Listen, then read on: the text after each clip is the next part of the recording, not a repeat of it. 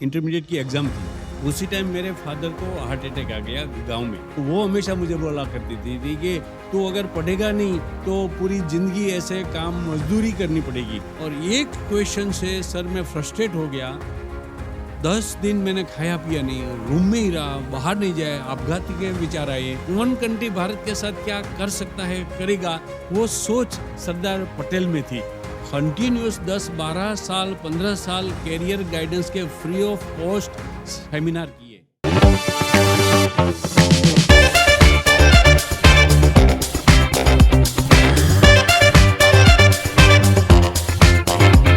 So welcome viewers for the one another episode of the career show.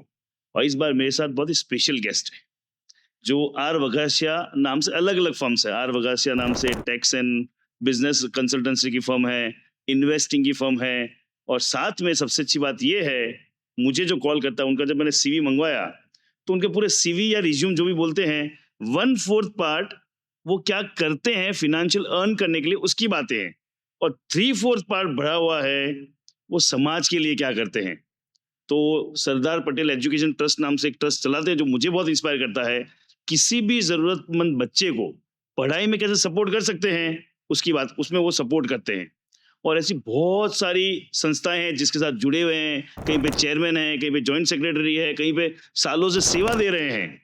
And best part, अभी सूरत का जो south Gujarat chamber of commerce है उसके president है। और आज के एपिसोड की सबसे बड़ी खास बात क्या है कि अभी तक जितने भी मैंने एपिसोड शूट किए वो सारे यंगस्टर्स आए थे, और आज ओल्ड नहीं है बट यंग एट हार्ट है, लेकिन एक्सपीरियंस्ड एट हेड है। तो ऐसे यंग एंड डायनेमिक और हाईली एक्सपीरियंस रमेश सर को मैं वेलकम करता हूं। Thank you sir, welcome. Thank you, thank you. Yes, okay, तो शुरू से शुरू करते हैं। मैंने जो चीजें समझी है, जानी है, आपसे सुनी है, आपके आसपास से लोगों से समझी है कि बहुत ही एक छोटे से विलेज से आते हो सौराष्ट्र के, और ज़्यादा कोई माहौल पढ़ाई लिखाई का था नहीं, और ना फैमिली में ऐसा कोई एनवायरनमेंट था। तो ये पढ़ने की प्रेरणा कहाँ से मिली, क्यों क्यों पढ़ा जाए? मेरे पिताश्री बहुत कम पढ़े लिखे थे और वो खादी ग्रामोद्योग की संस्था में नौकरी करते थे और गांधी विचारों से बहुत प्रभावित थे। तो गांधी वैल्यूज जो है वो शिक्षण पर सबसे ज़्यादा भार देते हैं। उसी के हिसाब से उसमें उसके मन में ये था और उसकी एक्टिविटी में ऐसा था, और गांधी विचार के आसपास ही उसने अपनी कैरियर बनाई थी। और जो कुछ था उसी वैल्यू की वजह से उनकी ऊंचाई थी। तो वो ये सब हमको हमेशा देते रहते थे कि पढ़ाई में ख्याल रखो, पढ़ाई में से सीखो। सिर्फ पढ़ना इतना नहीं, सिर्फ पढ़ने के बाद वो रियल लाइफ में आचरण में भी आना चलो, चाहिए। भणવું एक गणવું પણ જરૂરી છે। यस, यूटिलाइज भी होना चाहिए। और वैसे मेरे पहले से, मेरे बचपन से मेरा थोड़ा प्रॉब्लम था, स्टैमरिंग, जो आपने मालूम होगा। तो ये मुझे बहुत बड़ा प्रॉब्लम था। तो ये सोच रहे थे कि इस लड़का और कुछ ना कर पाए, अगर पढ़ेगा तो कुछ उनका भविष्य अच्छा बनेगा। तो उसी वजह से बार बार उसने मुझे पापा ने एजुकेशन लेने के लिए इंसिस्ट किया और डायरेक्शन भी दिया कि ऐसा करो, ऐसा करो। तो मेरा कॉन्फिडेंस बढ़ाने का काम किया और इंस्पायर करने का काम किया मेरे पिताजी ने। लेकिन फिर उसी क्वेश्चन थोड़ा सा और अलग एंगल से पूछता हूँ कि ऐसा तो नहीं कि पिताजी जब वो गांधी जी की विचारधारा से चलते थे तो सिर्फ आपको कहा होगा, कहते तो सबको ही होंगे, यस, बट यस, ऐसा क्या क्लिक किया? हाँ, उन्होंने इंस्पायर किया, उसे ऐसा क्या आपके, एक होता है कि मैं आपसे कुछ कहता हूँ, यस, चलो यस। वो कहते हैं ना कि गुरु तो हर जगह पे है, पर शिष्य मिल रहा है तब वो गुरु बनता है। तो वो आपको क्या चीज क्लिक की जिसकी वजह से आप ये इंस्पायर हुए पढ़ाई के लिए? तो ये आपका बहुत अच्छा क्वेश्चन है सबके लिए ये, कि मेरी फादर की खेती थी। फादर नौकरी करते थे, मदर खेती संभालती थी। तो फादर खेती में टाइम नहीं दे सकते थे, इसलिए मुझे भी काम करना पड़ा था, मेरे भाइयों को भी काम करना पड़ता था। तो अर्ली एज में पढ़ते पढ़ते खेती का काम करना हमेशा हमारी एक एक एक डेली हैबिट लाइफ थी। हो गई थी। तो खेती के काम में बहुत मेहनत होती थी। धूप में काम करना पड़े, बारिश आती हो और काम करना पड़े, चाहे कितनी भी ठंडी हो, फिर भी काम करना पड़े। तो ये उसी सिचुएशन में थक जाता था, कंटाल जाता था कि साला ये मेहनत करने के ही पूरी लाइफ ऐसे करना। और हमारे साथ जो कज़िन सिस्टर्स वगैरह काम करती थी साथ, वो अनपढ़ थी, लेकिन मेरे से एज में थी। तो वो हमेशा मुझे बोला करती थी कि तू अगर पढ़ेगा नहीं, तो पूरी ज़िंदगी ऐसे काम मज़दूरी करनी पड़ेगी। तो अगर मज़दूरी नहीं करनी है, एयर कंडीशन ऑफ़िस में बैठ के काम करना है, तो पढ़ने में ख़्याल रख। तो ये एक प्रेशर भी आया, एक डायरेक्शन भी मिला। डायरेक्शन भी मिला। उस टाइम सर वो डायमंड का बहुत बड़ा क्रेज़ था। मेरे प्राइमरी स्कूल में मैं था, मेरे साथी लोग सब ज़्यादा सूरत भाग जाते थे। मेरे दोनों भाई भी इधर आ गए, सूरत आ गए। तो मुझे भी ऐसा था कि ये पढ़ना साला ये मज़ा नहीं आ रहा, तो मैं भी डायमंड में जाऊँ, हीरा घसूँ, ये ऐसा करूँ। तो मैं सूरत आया था एसएससी आपकी में। मेहनत तो हर जगह है, वो खेती से या तो पढ़ाई मेहनत तो सर पे अलग नहीं है। यस, या तो यहाँ सूरत में आया और थोड़ा-सा काम शुरू किया। मालूम नहीं, लेकिन पापा ने ही भाई को बोला होगा कि इन साले को लगा दो हीरे में, तो पता चले कि how it can be possible.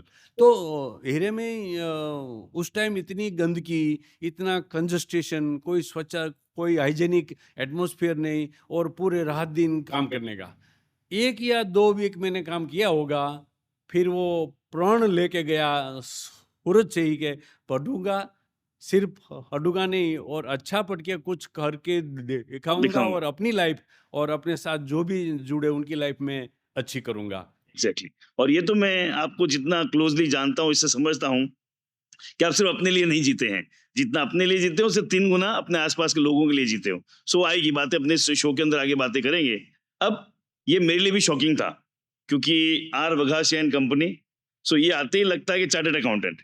Plus काम भी आप जो कर रहे हो, टैक्स कंसल्टेंसी है, बिज़नेस कंसल्टेंसी है, इन्वेस्टमेंट का जो काम है, तो सारा वो सीए रिलेटेड है। सो ये इंटरव्यू में घुसा, भले आपको बहुत क्लोज़ली जानता हूँ, मैं ये मतलब सीए ही हो आप। यस, बट ये थैंक यू। करते-करते पता चला कि आपने सीए शुरू किया, इंटरमीडिएट किया एंड देन ड्रॉप करना पड़ा। तो जहाँ तक मैं समझता हूँ कि वो जैसे आपने अभी स्टार्टिंग बताया कि पढ़ाई का एकदम जोश से शुरू किया था, तो बीच में छोड़ना क्यों पड़ा? इंटरमीडिएट किया, फर्स्ट ट्रायल में किया, मैं हॉस्टल में था, इंटरमीडिएट की एग्ज़ाम थी। उसी टाइम मेरे फादर को हार्ट अटैक आ गया गाँव में। मेरी एग्ज़ाम थी, इसलिए मेरे फैमिली मेंबर्स ने मुझे बताया नहीं। ओह! जब हार्ट अटैक आ गया, थोड़ा अच्छा भी हो गया।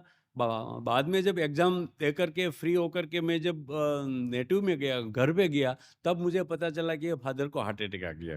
So due to heart attack and his illness, he was not able to rejoin job, और economically we were not sound, I mean very weak. तो हाँ, ठीक ठाक चलता था, लेकिन फादर की इच्छा थी कि मैं किसी भी हालत में पढ़ूं और आगे बढ़ूं। लेकिन मुझे ऐसा लगा कि सीए तो मैं बाद में भी कर सकता हूँ, अधूरा रह गया तो। लेकिन फादर एक बार लॉस हो गया, गुमा दिया, तो फिर वो मिलने वापस नहीं वाला आने नहीं वाले है हैं। अपनी लाइफ में। तो मैंने सोचा कि अभी लेफ्ट कर दे, अर्निंग चालू कर दे, फिर कहीं देखेंगे, फादर अच्छे हो जाए। तो फादर के पास से पैसा लेकर के मैं जो पढ़ता था, वो पैसा तब भेज पाएंगे जब वो जॉब करे, जॉब करेंगे। And he was not able to rejoin the job. तो हमारी खेती थी, तो लेकिन इतनी बड़ी इनकम उसमें नहीं थी। तो ये सोचकर मैंने फिर इंटरमीडिएट के बाद लेफ्ट कर दिया। I was doing law also, तो I had completed LLB also, and then I started practice. एक दिन भी मैंने नौकरी नहीं की है, ओह हो हो! एक दिन भी। और आई वाज वेल प्रिपेयर्ड कि अर्निंग शुरू कर दे, then I will rejoin the CA. CA. तो unfortunately I have to the left that course, और कमाना शुरू किया। लेकिन कमाते कमाते कमाते आज एक बंगला भी है, गाड़ी है, 3-4 ऑफिस ओह! भी है। बंगला है, फिर गाड़ी है, नौकर है, चाकर है। फिर भी फिर भी वो पैसा कमाने की जो लालच है वो पूरी नहीं हुई। और फिर सीए फिनिश नहीं कर नहीं पाया। कर पाए, ठीक है। हाँ, इन शॉर्ट वो जो वो कई बार मैं बोलता हूँ कि डिग्री तो एक रास्ता है, जो मंजिल चाहिए थी वो मिलने लगी, उसके रास्ते दिखने लगे, तो फिर वो रास्ता क्या हो उससे फ़र्क नहीं पड़ता, तो वो यस, फिर चलते रहे। Yes sir. But a very, very profound decision, और व्यूअर्स के लिए ख़ास है, क्यों आज की तारीख में जहाँ रिलेशनशिप बढ़िया से बोल रहे हैं छिछरे होते जा रहे हैं, कि अब रिलेशन की वैल्यू नहीं है, वहाँ पे फादर को कुछ हो और फादर वापस नहीं आएँगे, उनका स्टैंड लेके अपना सपना छोड़ के वो घर की जिम्मेदारी उठाना, it's really really really things to learn. Thank you. एंड एक बात ये भी सोची कि अगर सीए नहीं भी हो पाया तो मैंने आर्टिकल सी भी उसी एंगल से की और प्रण लिया था कि सीए की प्रैक्टिस हो ऐसी ही प्रैक्टिस करने का। आज भी, उस टाइम भी सीए का जर्नल मेरी ऑफिस में आता था, आज भी आता है। Ethical standard I follow as the institute. मैं इंस्टीट्यूट का मानस पुत्र हूँ, मानस मेंबर हूँ ऑनररी। ऐसे ही I am feeling and have started practice in that way. तो सीए जैसा काम करने का आनंद तो मैंने अपने आप में ले लिया है। वही मैंने बोला ना कि वो रास्ता नहीं मंजिल थी, वो आपने पाई और उस तरह का काम किया। और मैं बोलूँ ना, शायद कईयों को इंटरव्यू देख के ये पता चलेगा कि नहीं चार्टर्ड अकाउंटेंट नहीं है, जैसे मुझे पता चला। So that's how it goes. Good. So एक जो मुझे समझ में आया कि आपने बचपन से नहीं, लेकिन जैसे जैसे आप सूरत आए, आगे बढ़े, वैसे आपने सिर्फ आपकी पढ़ाई नहीं, आपने कईयों की पढ़ाई की जिम्मेदारी ली, चाहे वो पारिवारिक लोग हो। मतलब मैं उस टाइम की बात कर रहा हूँ जो मैंने सुना समझा आपके आसपास के लोगों से, कि जब फाइनेंशियली स्ट्रांग नहीं थे, और सिर्फ परिवार के लोग नहीं, आसपास किसी को भी जरूरत थी उसको पढ़ाई का आपने सपोर्ट किया। और उसमें कहीं ना कहीं सरदार पटेल को आप बहुत फॉलो करते हैं, Yes. सरदार वल्लभ भाई पटेल को। तो क्या उनकी चीजें हैं जो आपको इंस्पायर करती है, या लोगों को क्या उनमें से मैसेज देना चाहेंगे, और ऐसा क्या था जिसकी वजह से एजुकेशन पे आपने काम करना चुना? सरदार पटेल भारत का ऐसा पनौता पुत्र है। आयरन मैन तो हम बोलते ही बोलते हैं। हैं। लेकिन उसके मन में जो डेडिकेशन और पैट्रियटिज्म देश के लिए था, उसी हिसाब से उसने काम किया है। मेरा ये मानना है कि हर एक युवान को एक बार सरदार पटेल को पढ़ना चाहिए, समझना चाहिए। और सरदार पटेल की सोच जो है वो अगर समझेंगे तो अपनी लाइफ में जहाँ जहाँ भी दिक्कतें आती है, प्रॉब्लम्स आते हैं, वो सॉल्व करने का जज्बा अपने आप अलग बनता मिल है। जाएगा। वो ऐसे बड़े बड़े प्रश्न सरदार पटेल की लाइफ में आए थे। उसने एक कोट बहुत अच्छे किया से कि लोग क्या कहेंगे ये मत सोचो, पब्लिक के लिए या देश के लिए तुम क्या कर सकते हो छोटा से छोटा वो करो। वाह। तो मैंने वो ठान लिया कि अपने से क्या हो सकता है, मैं किसी को पैसा नहीं दे सकता, तो एडवाइस तो दे सकता हूँ, उनको प्रेरित तो कर सकता हूँ, उनके प्रश्न वो सुन सकता हूँ। ऐसे सरदार पटेल यूनिवर्सिटी वल्लभ विद्यानगर में मैंने बीकॉम किया। उसी टाइम सरदार वल्लभ भाई पटेल की पूरी लाइफ स्टडी करने का मौका मिला और उसमें से बहुत सी प्रेरणा मिली। उनकी लाइफ के छोटे छोटे प्रसंग ऐसे हैं कि अपने को बहुत सीखने को मिले। देश के लिए जो बड़ा काम एक करने का किया वो तो है ही, ऐसे छोटे छोटे काम भी बहुत अच्छे। तो उसमें से प्रेरणा लेके मैंने, जब मैं पढ़ता था तब से शुरू किया कि कोई भी पढ़ता हो या एजुकेशन के लिए कुछ भी हो तो उनको हेल्प करने का, करियर बनानी हो तो उसके लिए मदद उनको हेल्प करने का। करना। मैं कंटिन्यूस 10 12 साल 15 साल कैरियर गाइडेंस के फ्री ऑफ कॉस्ट सेमिनार ओ किए। हो। कैरियर गाइडेंस के सेमिनार के साथ पर्सनल स्कूलों में जाकर के क्लास में बच्चों को गाइड किया, क्वेश्चन आंसर भी किया, कौन सी कैरियर कैसे और क्यों पसंद करनी चाहिए वो किया, कौन कौन सी कैरियर कैसे अवेलेबल है लोकल लेवल पर, नेशनल लेवल पर और इंटरनेशनल लेवल पर। तो वो मैं ब्रीफ करता था और मोटिवेट करके बच्चों को इंस्पायर करता था कि वो अपनी कैरियर अच्छे से अच्छे जी, तरीके से बना पाए। वो करे। तो स्टूडेंट्स के लिए काम करने का हौसला सरदार वल्लभ भाई पटेल के जीवन से मिला। और आज तक एक महीना सर ऐसा नहीं गया होगा कि कोई स्टूडेंट का मेरे पर फोन नहीं आया हो। ओ हो। आज भी मैं बिजी हूँ तो बाद में फोन हाँ, वो करूँ, बात ऐसा कर आगे पीछे सकता हूँ। वो अलग चीज है। हाँ। लेकिन कैरियर के लिए और कैरियर के बाद जॉब के लिए आज मैं कहीं ऐसे वेल सेटल्ड सक्सेसफुल ऑफिसर्स वगैरह को आपसे परिचय करवा सकता हूँ जिसने ये बेनिफिट लिया हो। एक एसएससी से पहले एक स्लम एरिया में से कोई स्टूडेंट का फोन आता है और थोड़ा सा एक वर्ड इंग्लिश बोलता है तो मैं उनके साथ इंग्लिश में बात करना शुरू करता हूँ। क्यों? कि वो इंग्लिश की कैपेसिटी है कि नहीं। कैपेसिटी है कि नहीं। वो इंग्लिश स्लम एरिया में से बोलने वाला आज आरटीओ का बहुत बड़ा ऑफिसर है, स्टेट गवर्नमेंट ओ में हो। ऑफिसर है, कोई जज है, कोई सुपरिंटेंडेंट ऑफ पुलिस भी है। बच्चों को कैरियर बनाने के लिए मैंने जनरल नॉलेज की एग्जामिनेशन स्टार्ट की थी 1997 में, जो कॉम्पिटिटिव एग्जामिनेशन के लिए उनको प्रिपेयर करे। जनरल नॉलेज क्या है किसी को पता ही बहुत नहीं है। कम पता हाँ, होता है फोकस ही नहीं होता कि है। भारत का राष्ट्रपति कौन है, तो बोलता है नरेंद्र मोदी, हाँ। एक ही नाम जानते हैं। तो उस टाइम एक पोखरण का एक्सप्लोजन किया था हमने, अणु हाँ, अटल बिहारी वाजपेयी के एक्सपेरिमेंट समय किया में। था वाजपेयी जी, उसी टाइम में स्कूलों में था। तो मैंने पूछा, आपको मालूम है पोखरण क्या है? ये अणु का प्रयोग किया वो क्या है? अपने प्राइम मिनिस्टर कौन है? एक भी बच्चा जवाब नहीं दे पा रहा था। तो मैंने सोचा कि ये अवेयरनेस होनी चाहिए। तो हमने स्कूलों में ये अवेयरनेस की, और every year we organise general knowledge examination क्या बात है, for the student of 9, 10th, 11 and 12th। क्या बात और एवरी ईयर 100 मार्क्स का एक क्वेश्चन आंसर ऑब्जेक्टिव होता है। एटलीस्ट वो पढ़ने के बाद उनको पता चले कि मुझे 100 में से 40 आता है, 50 आता है, 60 बट आता है। अच्छी बात ये है कि वो एक समस्या देखी, उसको समस्या को, अरे या कोई कुछ करता नहीं है, उसने खुद उसका सॉल्यूशन के ऊपर काम किया। यस, दूसरी एक बात जो आपने स्टार्टिंग में कहा कि हर युवा को सरदार पटेल को पढ़ना चाहिए, यस, और जहां तक मैं जानता हूँ आप पढ़ने के बहुत शौकीन हैं, बहुत सारी बुक्स पढ़ते हैं। यस। तो अगर आप सजेस्ट कर पाए, वैसे नहीं कोई आपके दिमाग में अभी आता हो इंस्टेंट, तो सरदार पटेल के ऊपर पढ़ने के लिए क्या पढ़ना चाहिए, बुक्स या anything you could suggest?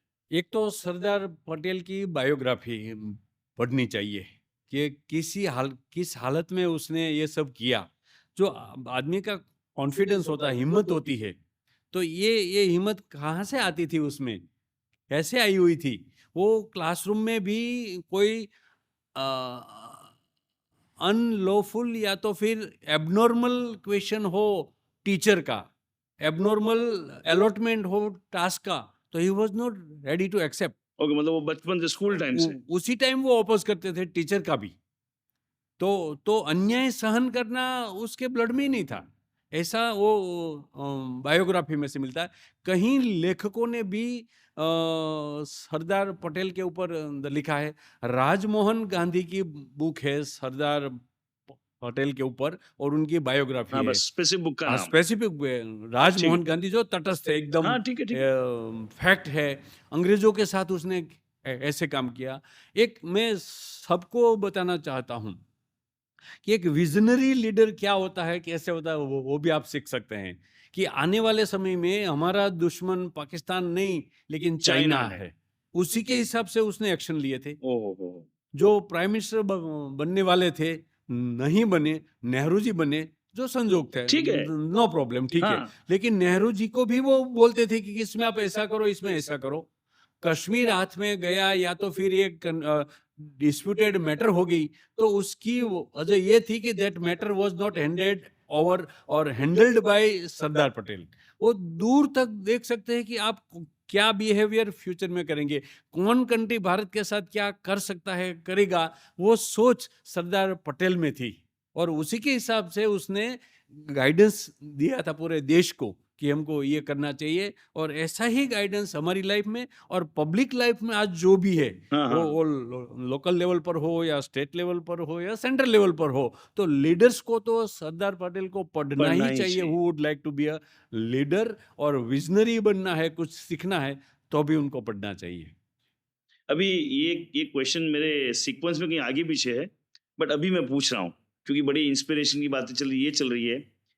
Stammering या हकलाना जो आप भी बोलते हैं, मतलब है, थोड़ा सा था, उसके बाद भी मैं जहाँ तक मैंने समझा है, देखा है, आप बहुत अच्छे वक्ता है, स्कूलों में बहुत सारे सेशंस लिए हैं, करियर गाइडेंस बातें की हैं, और उसके सामने मैं देखता हूँ आजकल कोई बच्चे होते हैं, कई बार बड़े भी हो जाते हैं, वो स्टैमरिंग या हकलाने को लेके बैठ जाते हैं कि हेजिटेट। नहीं मेरे में कुछ कमी और मैं कुछ कर नहीं पाऊंगा। तो उसको कैसे ओवरकम किया, और ऐसे लोगों को आप क्या मैसेज देना चाहेंगे?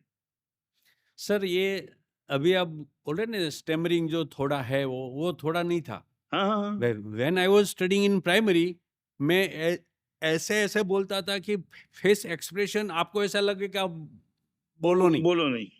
ऐसा हो जाता था। और एक सेंटेंस सुनने के लिए you need to wait for 5 minutes, ऐसी मेरी सिचुएशन थी। तो आई वॉज हेजिटेटिंग, और ऐसे फ्रेंड लोग बहुत फिर वो मजाक उड़ने लगता है। मजाक उड़ाते थे। क्लासरूम में अगर शिक्षक ने गलती से भी मुझे प्रश्न पूछ लिया और मैं खड़ा होकर के बोलूं, पूरा क्लास हंसता था। तो आई वॉज वेरी शॉक्ड। ये तो था ही। लेकिन जब मैं कॉलेज में आया और अब मैं सीए में स्टडी कर रहा था, लॉ कर रहा था, तो मेरे हॉस्टल में एक फ्रेंड था, रूममेट था। उसने से किसी एंगल से क्यों पूछा, अच्छे एंगल से या बुरे, आई डोंट नो।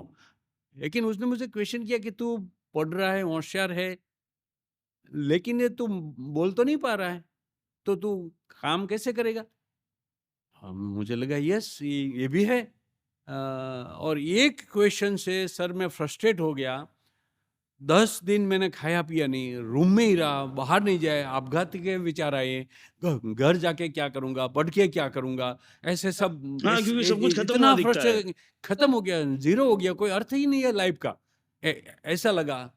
और फिर उसी टाइम 8-10 दिन के बाद माइंड में एक एक गूंज सुनाई दी अपने आप नेचुरली, ईश्वर को करना होगा, आई डोंट नो। मेरे फादर डेली गीता जी का एक पाठ ऊंचे आवाज में पढ़ते थे डेली। तब हम होते हुए होते थे, तो हमको ऐसे लग रहा था कि पापा क्या ये એ સવાર ચાલુ मॉर्निंग થઈ में જાય છે नींद આ. खराब कर रहे हैं और ये गीता का श्लोक पढ़ के आवाज कर रहे हैं और नींद बिगाड़ रहे हैं। लेकिन जाने अनजाने में भी कुछ ना कुछ सुनाई देता था। तो कृष्ण ने अर्जुन को जो एडवाइस की थी उसी टाइम कि हिम्मत रख के चलने का है, करने का है, रिजल्ट जो है ऊपर वाले के हाथ में है, आपके हाथ में कुछ नहीं है। कर्मण्येवाधिकारस्ते माँ બરાબર. फलेषु कदाचन माँ कर्म फल हेतुर्भुर्माते संगोस्त्वा कर्मणि।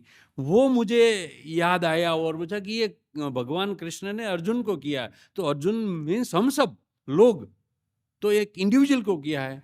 और मुझे फिर प्रेरणा मिली, एक खड़ा हुआ, आत्मविश्वास बढ़ाया। और फैमिली में तो कोई है नहीं ऐसे पढ़े लिखे, तो वो क्या मुझे बोल ગાઈડ पाएंगे। કરેંગે और हाँ. मैं यहाँ तक पढ़ने के लिए पिताश्री ने भेजा है, मैं फेल हो जाऊंगा तो वो और हाँ, उनको और बल मिल जाएगा परेशान कि हो ले और जाएगा। पढ़ने जा. हाँ ये लोगों को तो तो चाहिए होता है. फिर हिम्मत बढ़ाई। और और उसी दिन मैंने फैसला किया कि इतना इम्प्रूवमेंट करूंगा, भगवान के साथ लड़ूंगा कि ये इनएबिलिटी मुझे क्यों दी आपने, तो उनको ही मुझे हेल्प करना पड़ेगा। और 2000 इंसान के सामने मैं प्रवचन दूंगा एक बार, ऐसा ठान लिया उस टाइम। और फिर मैंने स्टार्ट किया उधर एक अहमदाबाद में आसम रोड पर BM institute of mental health है।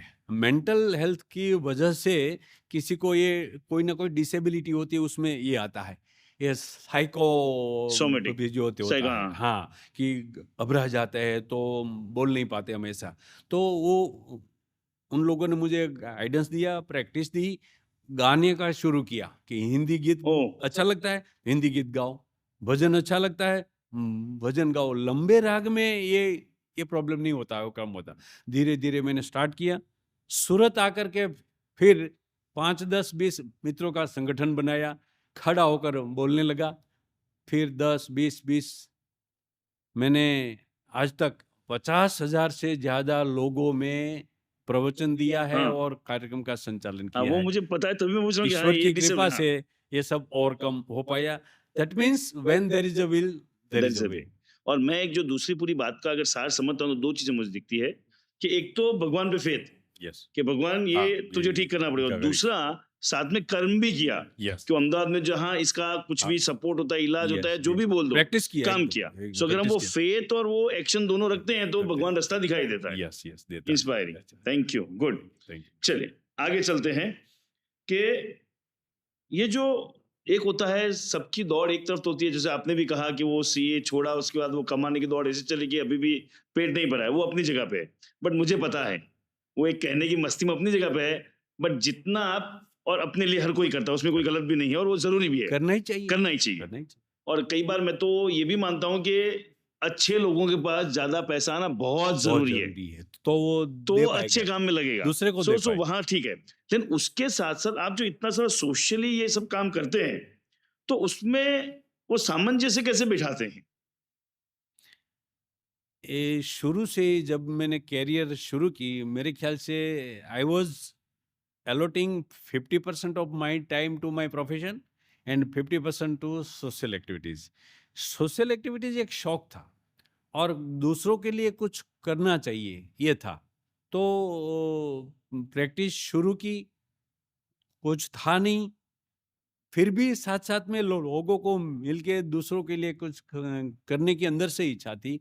उसी के हिसाब से मैंने शुरू किया, एक ऑर्गेनाइजेशन में जुड़ा, कंट्रीब्यूट किया। तो कोई भी ऑर्गेनाइजेशन को अच्छे लोगों की आवश्यकता है ही, तो पोजीशन मिलती गई, दूसरे किसी ने सुना होगा, तो डिमांड हुई, मुझे बुलाया, उधर गया, उधर भी काम किया। तो एक के बाद संस्था में जुड़ता गया जो मेरे रस की विषय की थी, और जहाँ मेरी पहुँच थी, जहाँ मैं कुछ कर पाता था, जहाँ मैं कुछ कंट्रीब्यूट कर पाऊँ, ऐसी एक के बाद संस्था में जुड़ता गया और उस संस्था का काम दिल से अच्छी तरह से करता गया। लेकिन प्रोफ़ेशन अगर नहीं बराबर हो, तो हम कर नहीं पाते। आपने जैसे बताया, तो अपनी इनकम भी अच्छी होनी चाहिए। तो कमाने का पैरेलल चालू था, और सोशल एक्टिविटी की सोशल एक्टिविटी का बेनिफिट ये मिला कि लोगों में रिकॉग्निशन हुआ, हाँ, और लोग जानने लगे तो ये पूछने लगे आप क्या कर करते रहे क्या हो। हैं? तो ऐसे एक रेपुटेशन बनी, ट्रस्ट बनी, अपना एथिकल स्टैंडर्ड था, काम अच्छा था, मैंने टीम बनाई थी। मैं अगर सोशल एक्टिविटी में हो तो भी काम मेरा चलता ही रहेगा। उसी के हिसाब से ये दोनों पैरेलल चला। पैरेलल बहुत अच्छी तरह से चलता गया। क्रेडिट भी अच्छी मिली, ट्रस्ट अच्छा मिला, और काम सेवा भी करने का बढ़ा, संतोष भी मिला। और ये काम भी बढ़ा। इसमें एक है ना, मेरे मेंटर हमेशा एक चीज कहते हैं कि हमेशा हमको संतोष तो कंट्रीब्यूट करें हर इंसान को। यस। मतलब अगर मैं किसी को एक चीज कहूं, जैसे कई बार वो मेरे मेंटर कहते हैं, मैं क्लास में पूछता भी हूँ कि आप 1 लाख 2 लाख मतलब अपनी मनपसंद शॉपिंग करके आओ, या और एक किसी को 100 रुपया आपने कंट्रीब्यूट किया है, agree. किसमें ज्यादा संतोष मिलता है? तो हर कोई कहता ही है कि 100 रुपये देने में जो संतोष है वो पाने में नहीं है। नहीं है। बट फिर भी जो आपने पूरा प्रोसेस कहा कि पैरेलल ये चलता था वो, लेकिन माइंडसेट तो यही चलता है कि पहले कमा लूं, पहले सेटल हो जाऊं, फिर सोशल सर्विस करूंगा। ये सो उसको बैलेंस करने के लिए आप क्या मैसेज देना चाहेंगे? आपने किया है तो यस, यस। क्या दिमाग में चला? नहीं तो चलता है पेલું છે ને પેલું ગુજરાતી में कहते वैसे एक समय तो पेલું કે ને પેલું વાનપ્રસ્થ આશ્રમ આવશે પછી સેવાના ને એવા બધા કામો કરી ત્યાં સુધી તો બધું મને કમાવા દો. यस। ज्यादातर लोगों का ऐसा होता है कि मैं ये इतना ऐसा कर लूं फिर ये करूंगा। ये रियल में अभी हो नहीं पाता है, क्योंकि मानसिकता ऐसी नहीं बनती है। ये जो देने की या दूसरों के लिए कुछ करने की जो भावना है ना, वो अंदर से होती है, वो अपने आप हो जाता है, करना नहीं पड़ता है। जो सोचेगा कि मैं इतनी कमानी कर लूँ, ये गाड़ी ले लूँ, बंगला ले लूँ, फिर क्योंकि बंगला लेगा, गाड़ी लेगा, तब उनका लेवल इतना होगा कि और एम्बिशंस और हाँ, बढ़ जाएगी, तो he will not be able to हाँ, दैट। वो मात्र आप लेकिन बहुत हाँ, साथ-साथ में ही कुछ ना कुछ दूसरों के लिए करते जाएँगे, मेरे ख्याल से अच्छा होगा। ये प्रैक्टिसिंग इतनी थी कि इनकम टैक्स का ऐसी सेहतें आते थे, और मैं ये अपने कि सीए की और प्रैक्टिशनर की प्रैक्टिस में स्ट्रेस लेवल होता है। हाँ, तो ये काम करते-करते जब मुझे स्ट्रेस आता था और मैं सोशल एक्टिविटी में काम करता था, तो रिलीज़ हो जाता था। हाँ, तो ये बहुत अच्छा हुआ, और सोशल एक्टिविटी करके बाद फिर ऐसा होता कि मुझे कमाना पड़ेगा, तो एनकरेज होकर के फिर इनकम के लिए मैं ये चला। तो दोनों बैलेंस साइड बाय ऐसे साइड हुआ चली कि जाएगा। कमाने की भी आवश्यकता है, क्योंकि दूसरों को हेल्प करने के लिए अपने पैर पर खुद खड़े रहना आवश्यक है पहले। बराबर है। तो ये किया कि कमाने पे भी इतना ध्यान दो, प्रैक्टिस भी अच्छी होनी चाहिए, क्रेडिट होनी चाहिए, और प्रैक्टिस में ऐसे हैं, बूंद-बूंद से घड़ा तालाब भरता है। भरता है। ऐसे ये अपनी प्रैक्टिस ऐसी चीज़ है कि एकदम बिज़नेस की तरह हम पैसे वाले हो नहीं सकते हैं, ग्रेजुअली हो सकते हैं। तो ये मैंने बिल्टअप किया, और साथ-साथ में ये सोशल भी किया, अंदर से किया। मुझे कोई किसी ने बताया नहीं, बोला नहीं कि आप ये कर दो, मैं अपने आप ही किया। लिटरली करने का मन करता है। यस, मतलब इन अंदर शॉर्ट इसको से। सम अप करें तो जब वो प्रेरणा जगती है तब ये मत सोचो बाद में करूंगा, करना यस, शुरू कर दो। यस, ठीक है, करना ही चाहिए, गुड, करना ही चाहिए। ठीक है। आप बहुत सारी बुक्स पढ़ते हो, तो कोई ऐसी स्पेसिफिक बुक्स जो आपको बहुत इंस्पायर करती हो? इन कोई हो तो, कोई ऐसा नहीं मेरे दिमाग में आया, मैं जस्ट हाँ, random yes, yes, yes. Any कोई स्पेसिफिक बुक जो बोलता है कि ये मुझे बहुत इंस्पायर करती है? बहुत सी बुक है, how to win friends and influence the people, हाँ, डेल कार्नेगी विन की द जो बुक है। पीपल। हाँ, स्वेट हार्डन की हो, जेफ हेलर की हो, attitude is everything. Oh, oh, तो अपने व्यक्तित्व को बनाने के लिए जो जो आयाम है, जो जो एस्पेक्ट है, उसी हर एक एस्पेक्ट के ऊपर एक एक अलग अलग बहुत सी बुक्स है। that books we need to read.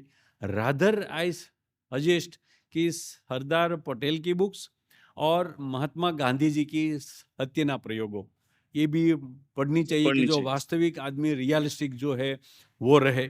और अपने लाइफ में जहाँ जहाँ भी कहीं भी कुछ प्रॉब्लम हो या डायरेक्शन की आवश्यकता हो, तो मैं वेरी फ्रॉम एसएससी में था, तो वैकेशन में हम बहुत से बुक पढ़ते थे। एसएससी से ये मेरी प्रैक्टिस है, एचएससी के बाद, और उसी टाइम से भी आज तक भी कोई ना कोई बुक मेरे हाथ में रहती है। होती है।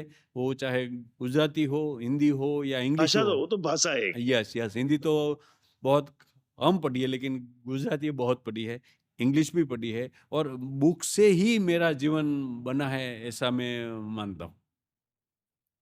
चलिए आगे बढ़ते हैं। सो फिर ये बीच में एसजीसी से प्रेसिडेंट बनने का कहाँ से और कैसे आया? एसजीसी क्योंकि एक से होता है बहुत सारे काम करते हैं और एक होती है पोस्ट आती है, तो एक एक वो अलग चीजें दिखती है, लोगों की नजर भी अलग तरह से पड़ती है। तो वो कैसे और कैसे ये पॉसिबल हुआ? एसजीसी से का प्रेसिडेंट बनना कोई एजेंडा नहीं था। Okay. As a part of my profession I use to learn something from anywhere. ऐसे मैंने आपको बुक्स का बोला, ऐसे मेरी हॉबी रही थी या मेरी आवश्यकता रही थी कि कोई ना कोई अच्छा नॉलेज के लिए सेमिनार हो, अपने प्रोफेशन में भी हाँ, होता है, होते ही रहते तो हैं। वो मैं अटेंड करता था। साइमल्टेनियसली चैम्बर में ऐसे प्रोग्राम होते थे, तो I was new eight that time, I was very small young, तो मैं सेमिनार अटेंड करने जाता था। सेमिनार अटेंड करते वक्त ऐसा लगता था कि ऐसे लोगों के साथ मिलना जुड़ना बना रहे तो कितना अच्छा। लेकिन मनी इतनी थी नहीं, फिर भी मैंने 22-25 साल पहले चैम्बर की मेंबरशिप ली। मेंबरशिप इसलिए ली कि मुझे फ़ायदा होगा, यहाँ कुछ हाँ। सीखने को मिलता है, और उद्योग, एग्जीबिशंस अलग-अलग होते थे, मैं बहुत इंस्पायर होता था। अच्छे काम मुझे बहुत इंस्पायर करते थे। तो चैम्बर में मैंने मेंबरशिप ली, आने लगा, थोड़ा एक्टिव होने लगा। फिर एक्टिविटी में ऑर्गेनाइज करने में, सोशल एक्टिवेशन तो हमारा ऑलरेडी था, तो यहाँ भी इन्वॉल्व होने लगा। तो लोगों को अच्छा लगा और मुझे बुलाने लगे कि आप ये काम करो, ये काम करो, ये काम करो। तो पार्ट ऑफ द एक्टिविटी बना, तो धीरे धीरे उन लोगों को अच्छा लगा होगा, तो कमिटी में लिया मुझे, फिर मैनेजिंग कमिटी में भी लिया, और काम करता चला गया। बट ये 3-4 साल से मैं एकदम अलिप्त होकर के कई संस्थाओं में से राजीनामा रख करके मैं स्पिरिचुअल वे पर चल पड़ा था। Daily you will find me an university walking in the evening हाँ, और इन हाँ, इन हाँ। मॉर्निंग। तो ये था कि बस अब ये संतुष्ट हो गया, जो है वो ठीक है, ज़्यादा बोलने का नहीं, सोचने का, और ईश्वर के साथ टाइम कुछ-कुछ कोरोना ने इसके ऊपर बिता। इम्पैक्ट किया? कोरोना ने इम्पेक्ट किया था थोड़ा, कि लाइफ ये है, हाँ। तो लेकिन मेरे मन में तो ऑलरेडी था अच्छा, कि ठीक है। लाइफ ये है। क्योंकि बहुत जनों की लाइफ कोरोना के बाद, यस, मतलब जो मैं कई बार मेरे इंटरव्यू चेंज में हो कहता गई। हूँ कि कोरोना में जो गए उसका दुःख अपनी जगह रह गए ना, हाँ, ये वो उनके लिए तो चेंज हो ज़िंदगी गई, बहुत सीखना हो गया है, लेसन हो गया था, लेसन हो ये गया अच्छा था। ही था। लेकिन मैं स्पिरिचुअल बुक्स और थॉट्स भी लिया करता था, तो ये तो ऑलरेडी था। लेकिन ईश्वर की इच्छा होगी कि संजोग ऐसा हो गया कि I was offered to be a president of the chamber, जो I was not prepared really. तो ये ऑफर आई, और एक्टिव तो था, बनने की इच्छा भी थी, ऐसा नहीं है कि मैं संत महात्मा हूँ, हाँ, कोई बराबर ऐसा होता नहीं हाँ, है। तो तो अंदर से तो एक लीडर बना, लेकिन आई वॉज नॉट प्रिपेयर्ड। तो ऑफर आई, तो मैंने बोला कि ये इलेक्शन करके मैं प्रेसिडेंट बनना नहीं चाहता हूँ। हुँ, हुँ। ये नवीन भाई मेरे प्रत्याशी है सामने, वो इलेक्शन लड़ूंगा तो मुझे ऐसा बोलना पड़ेगा कि नवीन भाई से मैं अच्छा हूँ। मैं अच्छा हूँ। ये मेरे स्वभाव में नहीं है, इसी को हरा के या ना के। वो बोले कि इलेक्शन भी हो सकता है। मैंने बोला नहीं, इतने साल मैंने चैम्बर में ओह! काम अपनी किया मतलब है। अपनी शर्तों पे आप चेयरमैन यस, बने yes, yes, without without yes, election. 10 आदमियों के बीच मुझे ऑफर की गई कि you have to be vice president of the chamber, और मैंने बोला उनके लिए तो इलेक्शन होगा, तो आई विल नॉट विन।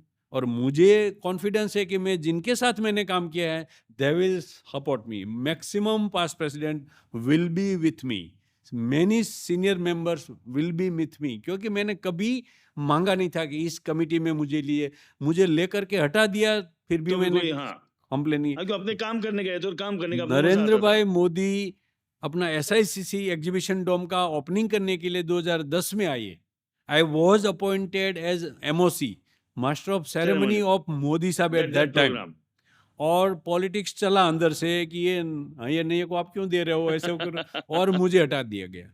फिर भी आई वॉज नॉट अनहैप्पी कि ओके ये सीनियर है तो उनका राइट है तो दिया होगा। ओके, मैं बाजू में खड़ा था और फोटोग्राफ्स भी है मेरे पास, और लेकिन ये सब प्यार से किया। तो मेरी किसी से दुश्मनी नहीं थी, किसी से कुछ कॉन्फ्लिक्ट नहीं था। तो मैं मानता हूं कि मेरा नाम आएगा तो लोग मुझे सहकार अनकंडीशनल सपोर्ट करेंगे, करेंगे। अरे ना करे आई डोंट नो। तो आगे उन्होंने किया गया, और दूसरा ठीक है ट्राई अनकंडीशनल करते बनने हैं। का जो मजा है वो अलग है। या एक वो तो इलेक्शन करके जीतना वो अलग चीज है, और एक अलग, अनकंडीशनल बनना या उसका मजा अलग है। तो 10 कैंडिडेट थे हम, एक के बाद एक के बाद एक के बाद विड्रॉल होते गए और अनकंटेस्टेड हो गया, गुड। वीपी भी हो गया, प्रेसिडेंट में भी अनकंटेस्टेड हो गया। और वही मेरे मन की भावना थी, किसी को हरा करके आने की वो इच्छा ही मजा भी नहीं थी। नहीं। और ऊपर वाले की इच्छा होगी कि ये कुछ करो, मैं भी ये मानता हूँ कि ऊपर वाले की इच्छा से हुआ। तो काम जो करना है बनने के बाद वो भी ऊपर वाले ने सौंपा है, इसलिए करना ऐसे एग्जैक्टली करना एग्जैक्ट चाहिए, एग्जैक्ट। ये मैंने शुरू किया। हाँ, वो तो कुदरत नहीं चाहे तो कुछ भी नहीं हो सकता, नहीं हो कुदरत का तो सकता, साथ होना बहुत जरूरी है। बहुत जरूरी। चलिए ठीक है। So as a president of SGCCI, chairman बनने के बाद कोई अलग अलग इनिशिएटिव जिसके ऊपर आपने काम किया, जिसको आप हाईलाइट करना चाहे, और स्पेशली मैं जानना चाहूंगा जिसको उन्होंने बहुत सुन रखा है, दैट इज, ये मैंने लिख रखा है, मिशन 84। ये क्या है? सिर्फ 84 नहीं, और भी कोई इनिशिएटिव है जिसके बारे में हम शेयर कर सकते हैं, दर्शकों को बता सकते हैं? चैम्बर अपने आप में बहुत एक्टिविटी करती है, और सदन गुजरात चैम्बर ऑफ कॉमर्स के लिए मोदी साहब पूरे देश में जहाँ भी हो बोलते हैं कि चैम्बर का काम देखना हो तो सूरत जाओ, ऐसे मतलब भलामण इंडिया करते लेवल पे इतना स्ट्रॉन्ग काम हैं। है। Yes yes, India level Modi साहब भलामण करते हैं। हाँ। तो मैं जब वाइस प्रेसिडेंट बना तो एक साल वाइस प्रेसिडेंट को सोचने के लिए होता है कि जब प्रेसिडेंट बने तब क्या करेंगे। तो इतने मतलब इतने वाइस प्रेसिडेंट में प्रेसिडेंट बनना पक्का होता है, ऐसा कुछ होता हाँ, है क्या? Yes yes okay. Yes yes yes, लगभग कोई फॉर्म नहीं भरता है प्रेसिडेंट के सामने, अगर भरे भी तो अभी विड्रॉ हो जाता है शायद मेरे ओके। समझ। तो वाइस प्रेसिडेंट के पीरियड दरमियान मैं सोच रहा था कि क्या करूं। 83rd ईयर ऑफ एस्टेब्लिशमेंट एसजीसी का चालू था। मेरे साल में 84वां वर्ष शुरू होने वाला था एसजीसीसीआई का। एसजीसीसीआई का। 1940 में एस्टेब्लिशमेंट हुए। तो 84 की साल में मैं क्या कर पाऊँ तो अच्छा रहेगा, और ऐसा होना चाहिए कि मेरी लाइफ का ये मैं वैल्यूएबल टाइम दे रहा हूँ तो large number of business man entrepreneurs को ये बेनिफिट हो। इम्पैक्ट होना चाहिए। वो मैं क्या करूं? अगर 3 साल में मैं कमानी करूं तो 1 साल की 1 करोड़ शायद गिनो तो 3 साल में 3 करोड़ हो सकती है। मैं ये चाहता कि 3,000 करोड़ की कमानी मेरे फ्रेंड्स के साथ होनी चाहिए, एंटरप्रेन्योर्स को होनी है, 3 लाख करोड़ की होनी चाहिए। और उस जिम्मेदारी से प्रेसिडेंट बनते हैं तो ये उसका मजा अलग है। यस आता है, तो कुछ एक्स्ट्रा ऑर्डिनरी करने की इच्छा थी। तो 84 सब जो तो मैं प्राइमरी स्कूल में हाई स्कूल में पढ़ा था, ऐसा कुछ याद आया इतिहास में कि सूरत के बंदर ऊपर 84 देश के पोर्ट के फ्लैग होस्ट हुआ करते थे। हो। 84 દેશના ઝંડા ફરકતા હતા સુરતના, सूरत में। આ ઇતિહાસમાં નોંધાયેલું છે, ओके। આપણી હિસ્ટ્રીમાં કાયદેસર। પછી મેં ઇતિહાસના ખાખા ખોળા કર્યા, ખ્યાલ આવ્યું ઓહ ગ્રેટ હિસ્ટ્રી છે, સુરતની આજની પ્રજાને પણ ખ્યાલ નથી કે આ સુરત શું હતું એક સમયે। તો એ ખાખા ખોળા કરી અને મેં દીમ બનાવી। જે ધરતી ઉપર નવીનભાઈ અત્યારે આપણા પગ છે, આપણે બેઠા છીએ, એ ગામનું જે નામ છે, એ ગામના તાલુકાનું નામ 84 છે, યુ નો ઓ હા, 84 તાલુકા આવે છે ને? યુ નો હા હા, બરાબર છે। 84 84 તાલુકો। 52 ગામ છે। હરિયાણા કિનારાના જેટલા પણ ગામ છે 84 એનો તાલુકો જે કેવાય તાલુકો છે? ચાલુ 84 તાલુકાની 168 નંબરની એમએલએની સીટ છે। સીટ છે।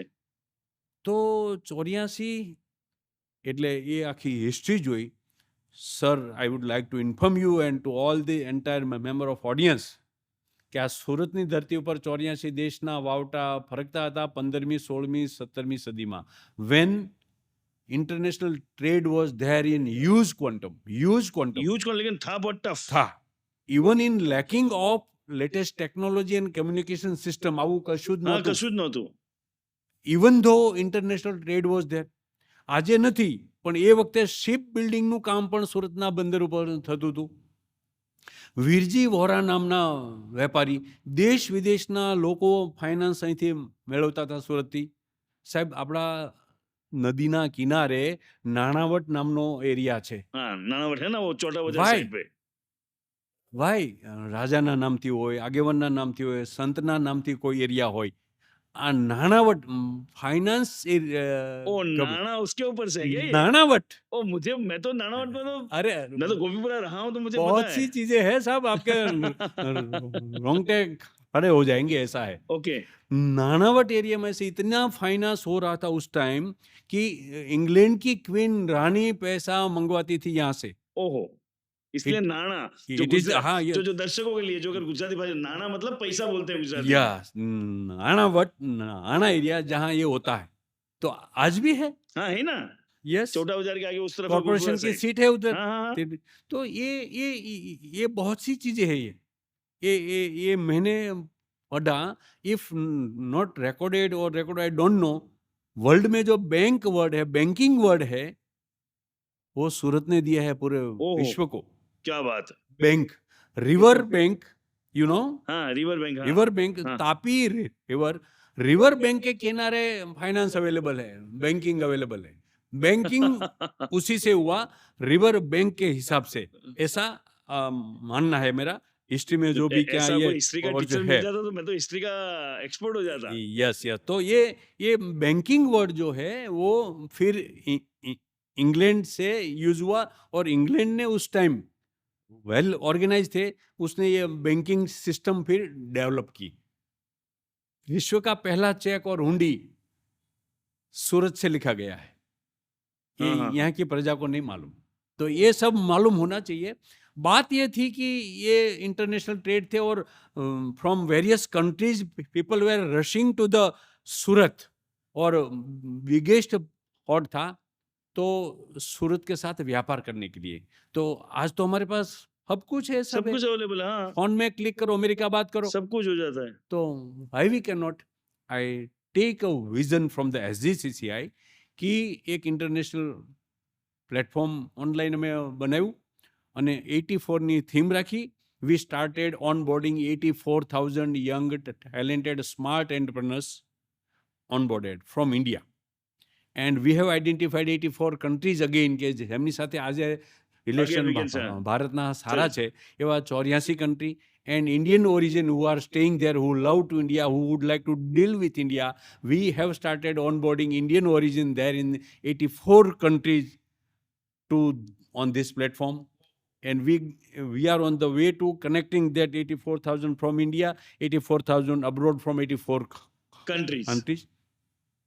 ये 3 लेयर का प्लेटफॉर्म बना है. उसमें एक लेयर एंटरप्रेन्योर का था, दूसरा layer 84 chamber of commerce way identified out of 500 to 700 chambers in India. 84 chamber started onboarding, and 84 chamber of commerce from 84 countries started onboarding. So chamber का रोल ये है अपने मेंबर्स के लिए कुछ ना कुछ अच्छा करना, इंफॉर्मेशन देना, डेटा अवेलेबल करवाना, सेमिनार करना, वर्कशॉप करना, कॉन्क्लेव करना, एग्जीबिशन करना, ये सब. तो ये सब के मेंबर्स के लिए अपने आप में फ्री ऑफ कॉस्ट ये बेनिफिट हो जाएगा. एक लेयर एंटरप्रेन्योर्स का, दूसरा organisational level chamber of commerce and business association, तीसरा लेयर जो है देश का काम है. जो इंडिया है उनकी embassy is there in every country. Embassy and consulate general का काम है अपने देश के लिए इंटरनेशनल ट्रेड को प्रमोट करना, और उसी हिसाब से उसका देश क्या एक्सपोर्ट कर सकता है और क्या इंपोर्ट चाहिए उनको. तो कॉन्सुलेट जनरल ज़्यादा एयर कंडीशन ऑफिस में मुंबई या तो दिल्ली बैठते हैं, पब्लिक के साथ कनेक्शन होता नहीं है. तो हमने सोचा कि वो तारे हम जमी पर उतारेंगे यहाँ सूरत की धरती पर. और we have started onboarding 84 representative of Indian embassy in 84 countries and foreign embassy of 84 countries in India, and we have started onboarding. आज तक भारत के सूरत के इतिहास में हुआ नहीं है इतना. 42 कंट्रीज के कॉन्सुलेट जनरल सूरत की धरती पर आ चुके हैं, और ऐसे यंग युवाओं के साथ जुड़ के उनको क्या प्रॉब्लम है, क्या दिक्कत आ रही, कौन सी चीज़ उनको चाहिए, कौन सी इम्पोर्ट ये हो रहा है. 38 countries Indian embassy abroad online contact हो चुके हैं. we have started sending delegation from SGCCI to 84 countries and 84 countries to SGCCI. ये दोनों जगह 84,000 हिल करके we are on the way to have a memorandum of understanding of 84,000 crores of rupees. Super. Good.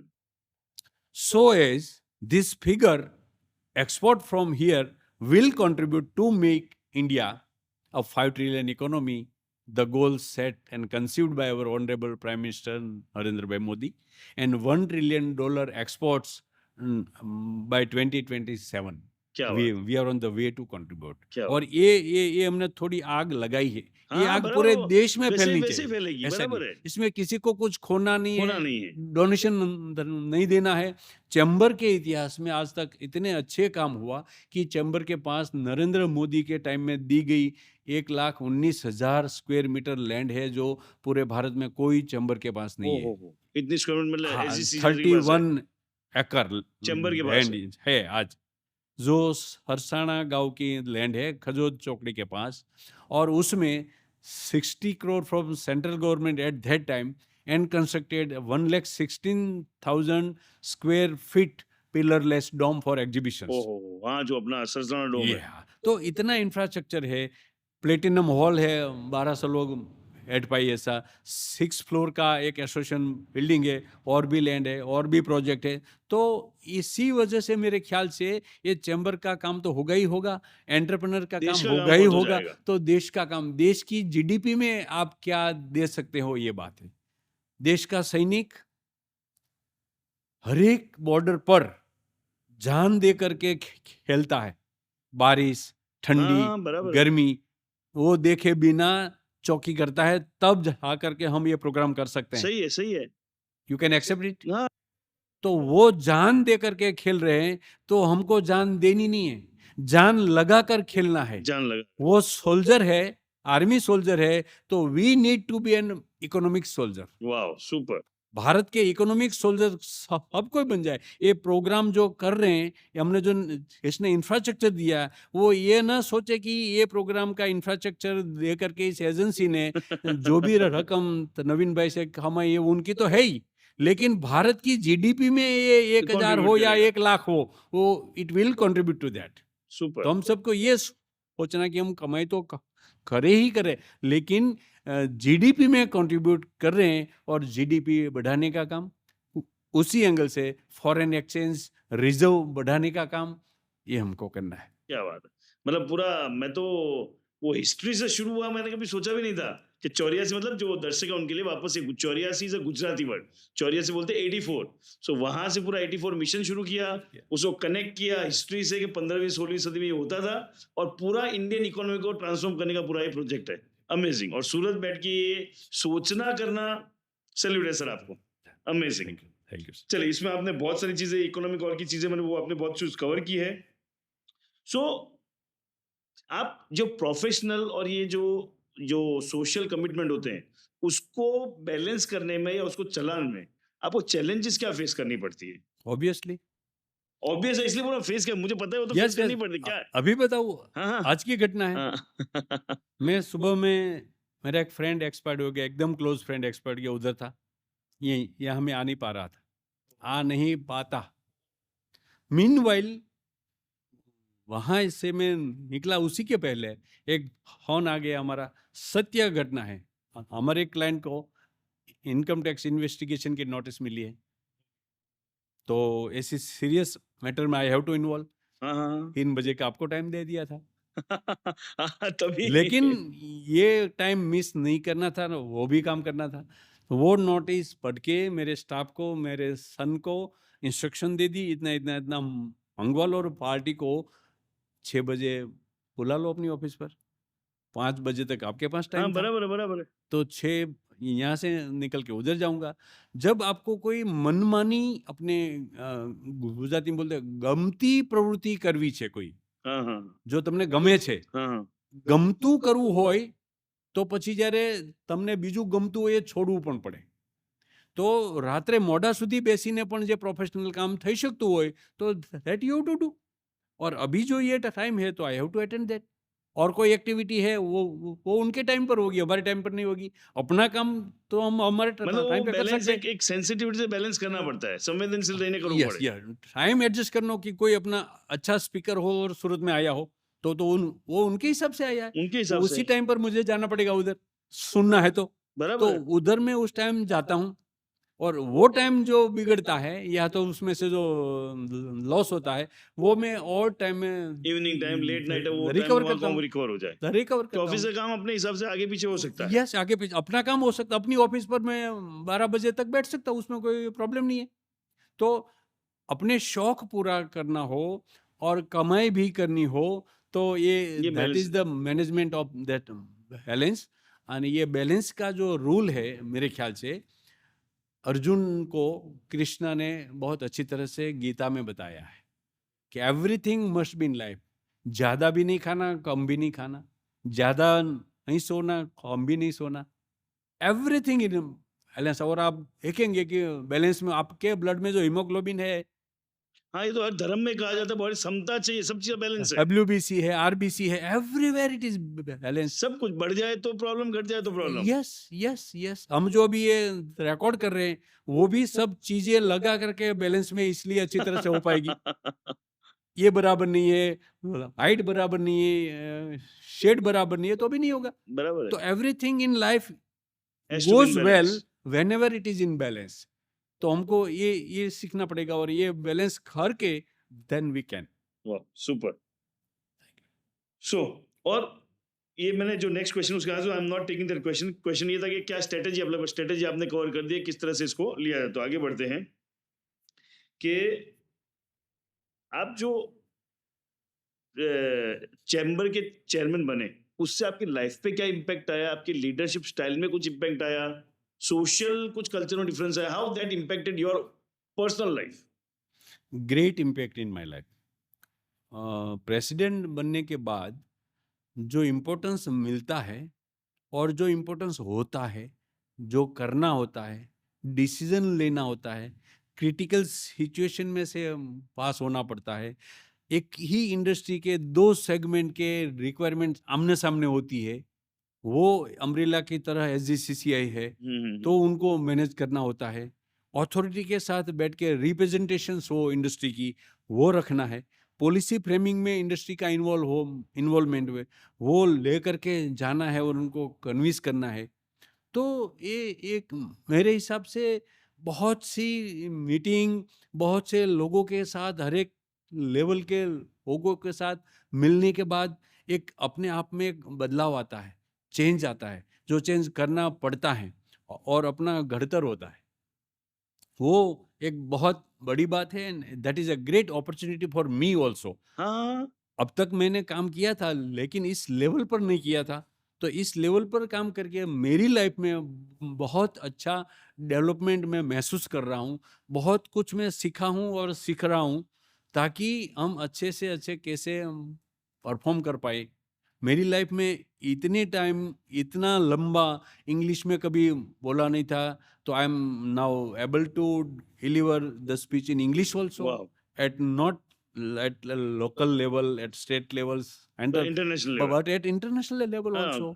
क्योंकि आप तो पूरा काम ही उसके ऊपर कर रहे हैं। यस, फॉरेन से chamber of commerce, foreign embassies, उनका एक डिप्लोमेटिक डिसिप्लिन होती है, बिहेवियर होता है, कर्टसी होती है, प्रोटोकॉल्स होते हैं, तो बहुत कुछ सीखने को मिलता है।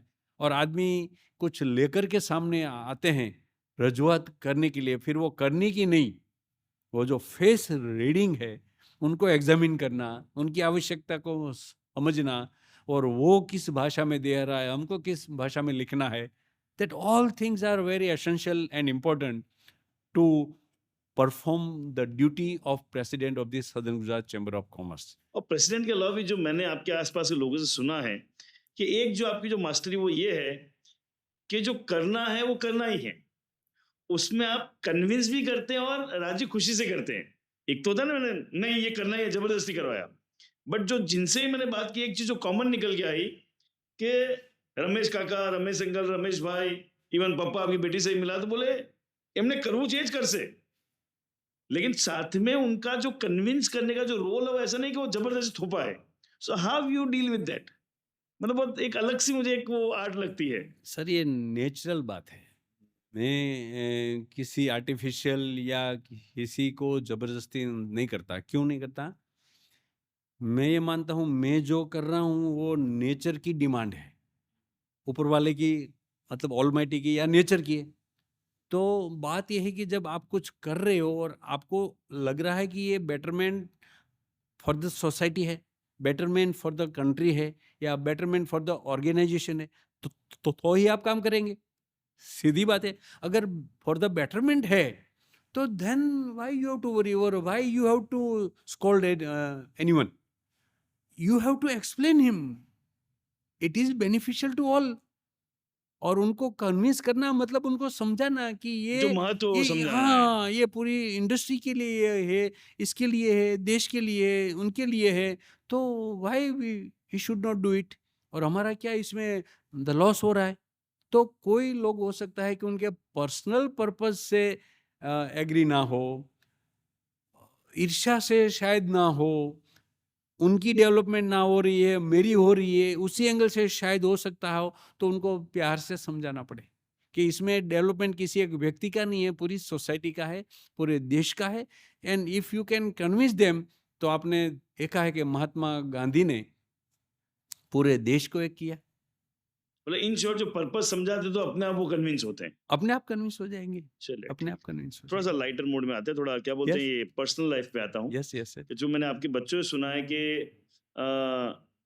एक तो कोई चीज ऐसा नहीं कि जो चीज वो मांगे उनको मिल जाती है. यस कई बार ना बोलना पड़ता है. यस और ये खासकर मैं पेरेंटिंग में बहुत इंटरेस्ट हूँ वहां से पूछ रहा हूँ कि आज के पेरेंट्स को बहुत बहुत बहुत ये बहुत मतलब एक बोला ना वो प्रॉब्लम है, कीड़ा है कीड़ा कि है। बच्चे को ना बोलना तो जाने लगो ना बोलेंगे तो क्या हो क्या हो जाएंगे, जाएगा? बच्चे क्या कर देंगे. तो बच्चों को ना भी बोलना और वो बच्चे अपने आप को इंस्पिरेशन भी समझे, जुड़े भी रहे, अपने शेयर भी करे. How you create that balance? कोई भी के लिए या स्पेशली बच्चों के लिए वो जो चाहता है वो देना ये अच्छा नहीं है। उनके लिए अच्छा क्या है वो देना अच्छा है। बराबर है. तो बच्चा है वो तो डिमांड करेगा। ही don't know, he is not matured कि इनसे क्या प्लस माइनस होने वाला है, क्या खाना चाहिए, कहाँ क्या घूमना चाहिए, पढ़ना चाहिए कि नहीं पढ़ना चाहिए। तो हर एक चीज़ में पेरेंटिंग का एक ये बहुत इम्पोर्टेंट रोल है कि आइडेंटिफाई करना कि उनके लिए क्या बेनिफिशियल है और यूज़फुल है और उनके लिए उनके डेवलपमेंट के लिए आवश्यक भी है। तो वो सब चीज़ उनको देना चाहिए जो हमारे पास है। किसी भी प्रकार की मेहनत करके देना चाहिए। लेकिन हर एक चीज़ उनको नहीं देना चाहिए वो जो उनको बिगाड़े। तो ये कंट्रोल करना ज़रूरी है ना। मेरी लाइफ में मैंने डिसिप्लिन फॉलो की है, नॉट ओनली फॉर चिल्ड्रन, मेरी ओन लाइफ में भी वो फिनेंशियल डिसिप्लिन हो, सोशल हो, पॉलिटिकल हो या कुछ भी हो। मैं हर एक पॉलिटिकल पार्टी के साथ रिलेशन रखता हूँ एज ए बिजनेस हाँ एंड बराबर है, इंडस्ट्री। बराबर है, तो बराबर है. ऐसा नहीं है। तो ऐसे बच्चों के लिए भी ये उनके फायदे में जो उनको समझाना पड़े, उनको अवेयर करना पड़े, उनसे क्या होगा। ये एक्सपीरियंस और ऐसी कुछ घटना है वो उनका एग्जाम्पल दे करके उनको कन्विंस करना पड़े कि आपके लिए अच्छा नहीं है, ये नहीं है बराबर। मेरी बच्ची जो थोड़ी एडवांस है, विभूति हाँ हाँ. एकदम उतावली हैं। तो she was very aggressive to learn four wheel driving. लेकिन उनकी जब तक एज नहीं थी 18 तक, मैंने never handed over the vehicle. तो उनको ये पता होना चाहिए कि एज एज तक नहीं करना चाहिए। ये सिर्फ नहीं देना ये नहीं है, उसके माइंड में भी ये डिसिप्लिनरी एक्शन जाएगी। तो सभी बच्चों को ये ऐसी चीज़ें, ट्रैफिक अवेयरनेस की चीज़ हो, सोशल सिक्योरिटी की बात हो, अपनी पर्सनल लाइफ की सेफ्टी की बात हो, पेपर में जो घटनाएं आती हैं हमारे बच्चों के साथ, हम frankly we discuss each and everything. वाह. Even sexual matters we discuss in हाँ प्रेजेंस ऑफ ऑल, फैमिली में ही। बहुत बहुत जरूरी है। यस। घर में अगर हर चीज ओपनली डिस्कस माहौल नहीं तो कहाँ डिस्कस करेगा? हाँ, ये और करेंगे। बच्चे के मन में सवाल तो आने ही हैं, और घर यस, में डिस्कस हो जाता है, राइट गाइडेंस मिलता है। Yes, yes, we need to be their friend, और फ्रेंडली ये सब होना चाहिए। तो हमारी कोई भी ये जो हमारी फैमिली में ऐसा है कि पार्लियामेंट होती है, हम फैमिली में बैठते हैं, बच्चों की पढ़ाई की बात हो, कैरियर की हो, कहीं नई ऑफिस करना हो या कुछ करना हो, जो भी करना हो, एंगेजमेंट की मैटर हो, शादी की हो, एवरीथिंग। तो आज मैं उनका फ्रेंड बन गया हूँ, तो वो मुझे बोल रही है कि मेरे लिए अच्छा लड़का ढूंढो। मैंने बोला तू ढूंढ ले, तू now you are a mature, तक नहीं आप ही ढूंढो, क्योंकि उनको पता है कि मेरे पिताजी जो मेरे लिए करेंगे वो वो सही है, मैं जो कर पाऊंगी उनकी उनसे अच्छा अच्छा ही करेंगे। करेंगे। तो ये एक ट्रस्ट बिल्डअप फैमिली में होना चाहिए, और जहाँ ना बोलनी है वो बच्चों को जबरदस्ती नहीं, उनको फील होना चाहिए कि मेरे हित में नहीं होगा तभी मुझे ना बोला होगा। तो ऐसे टैक्टफुली एंड प्रैक्टिकली कन्विंसिंग, हंसते-हंसते लाइटर मोड में उनको ये बात गले से उतर जाए, म- तो ही मैं ऐसे इसको होगा। सम अप करूं तो मैं जो आपकी इस पूरी बात में जो समझ आया, पहला कि वो प्रैक्टिस खुद को करनी पड़ती है। यस, पेरेंट्स यस, खुद ही, जो आपने बोला कि हर ये जगह आपने डिसिप्लिन मेंटेन करें, ये तो मैं डिसिप्लिन की बात कर सकता हूँ। यस, और यस, बच्चों के लिए ज्ञान से ज्यादा वो देखना, उम, अपने आप यस, अनुसरण करना हो अनुसरण जाता है। करता तो है। पहली चीज एक ये देखी। ये और दूसरा, एक मैंने आपकी बेटी से एग्जांपल सुना था कि वो जहां जरूरी था वहां वो बियॉन्ड जाके आपने काम किया था। यस, मतलब उसने कुछ कहा था कि 9-10 में जब वो लोग थे और आप कुछ एक एरिया में रहते थे जहाँ पे कुछ आजू बाजू माहौल नहीं था, आपके ऑफिस उसके पास थी, फिर भी आपने स्ट्रेच करके अलग एरिया में जहाँ उनको सही माहौल मिले, सही चीजें मिले, और आपको अप डाउन करने में परेशानी होगी, वो पेन आपने लिया था। तो बच्चों को दिखता है कि जहाँ जरूरी था तो मेरे पापा अपने आप को भी नहीं बख्शते हैं, तो हमको नहीं बख्शे तो वो भी वो एक्सेप्ट करते हैं। और मेरा दूसरी बच्चा चीज, हाँ, बालकृष्ण, हाँ, सॉरी ब्रेक में, हाँ, एसएससी में आने वाला था, 9वें स्टैंडर्ड में था, और तब उनके साथ खेलने वाले बच्चों में 3-3 बार एसएससी में फेल हुए स्टूडेंट्स थे। I told to my wife कि हमको कुछ करना पड़ेगा। मैं बंगला वाली सोसाइटी में अच्छी तरह से रहता, फ्रेंड हूँ मैं। हाँ, उधर से मैं शिफ्ट होकर के वात्सल्य में आया उस टाइम। तो बराबर है। रीज़न यही था कि हाँ, ये सब ये कोई फिर कोई बाद ये में अच्छा कुछ नहीं बुरा हो नहीं है, पाता। मेरे बच्चे के लिए मैं कुछ चाहता हूँ, उसके वो फिट तो नहीं हो रहा है, हाँ, हाँ, हाँ। बराबर है। बट वो पेन लेने की तैयारी ये होनी चाहिए ना। यस, यस नहीं तो होनी भाई, चाहिए। ठीक है बच्चे अपनी लाइफ करेंगे, मैं मेरा कंफर्ट देखो ना, वो ये और वो ये बच्चे को जी, दिखता है। हाँ, दिखता है। और दूसरी जो आपने जो बहुत इंपॉर्टेंट चीज बोली, as a parenting, open discussion in the yes, family. Family वो यस। चाहे वो जैसे बोला सेक्स वाली चीज है, या चाहे वो एनीथिंग। बॉयफ्रेंड गर्लफ्रेंड, हर चीज डिस्कशन जब होता है तो बच्चे के लिए शेयर करना भी ईजी हो जाता है। और सबसे इंपॉर्टेंट चीज, पेरेंट्स से बेटर उनको गाइडेंस नहीं मैं मिलता नहीं है। देता। बच्चे ये सारी चीजें करने वाले तो है ही, पेरेंट्स नहीं होते हैं तो गाइडेंस किससे लेंगे? अपने ऐसे ऐसे दोस्तों से, और फिर वो गलत रास्ते चलते हैं। Yes, amazing yes, sir. Yes, yes. कोई लड़की अननेसेसरीली अनवांटेड किसी फंटूस लड़के से एक साथ भाग जाती है, और फिर जो घटना सामने आती है, वो चर्चा हम हमारे फैमिली में करते हैं, हाँ, हाँ, हाँ, और हाँ। उनको दिखाते हैं कि ये देख ये है, आज क्या उनकी सिचुएशन है, क्या ये है, क्या है वो। तो प्रैक्टिकल घटना के साथ एग्जांपल दे करके उनको बताना चाहिए, then they have to decide. आज भी हमारी फैमिली में कोई भी एंगेजमेंट के लिए भी हम ही हकी करें वो नहीं है, उनके लिए ओपन है, हाँ, ठीक है। Even though they are not there. Actually एक चीज बोलूं, जहां ओपन होता है ना, हाँ, वहां बच्चा चॉइस नहीं करता है। नहीं जहां करता है। वो प्रेशर होता है ना, या वहाँ बच्चा वैसा होता है, जो हाँ, मेरे अनुभव से मैंने या देखा फ्रीडम दे समझा दो। है। बराबर है। हाँ, ठीक है। एक जो और एक पर्सनल लाइफ से जो मैंने चीज जानी कि गुजराती फूड बहुत पसंद है। आप फूडी हैं, लेकिन आपको बड़े ऐसे शांति से खाने को चाहिए, और मिठाइयाँ दिख जाए तो फिर तो लगे ना बालक बनी जाए। ये आपकी आपकी बेटी ने कहा था कि पप्पा ने बोले गुजराती बोले इसके ना लापसी रे वो मળી જાય એટલે बोले हम बालक बालक થઈ जाए। So you enjoy that a lot. Yes, so yes. What kind of food आपसे जानना चाहूंगा, यू एंजॉय ना, हाउ यू डू दैट? देखिए આપણા આયુર્વેદમાં એવું કહેવાયું છે કે અમારું શરીર સ્વસ્થ હશે તો જ મન સ્વસ્થ રહેશે, અને મન સ્વસ્થ હશે તો જ તમે સારી રીતે કામ કરી શકશો. એટલે આત્મા, મન અને શરીર, શરીર આ ત્રણનું કોમ્બિનેશન થાય છે ત્યાં લાઈફ બને છે. બને છે।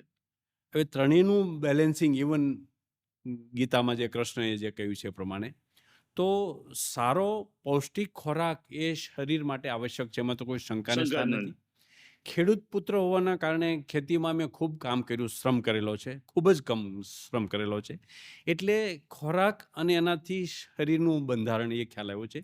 અને ખેતીની સાથે સાથે અમારે પશુ પણ રાખતા હોઈએ, ગાય, ભેંસ હાથે. હા. એટલે એનો ઓરિજિનલ ખોરાક અમે બાળપણમાં યુવાની સુધી ખૂબ ખાધો.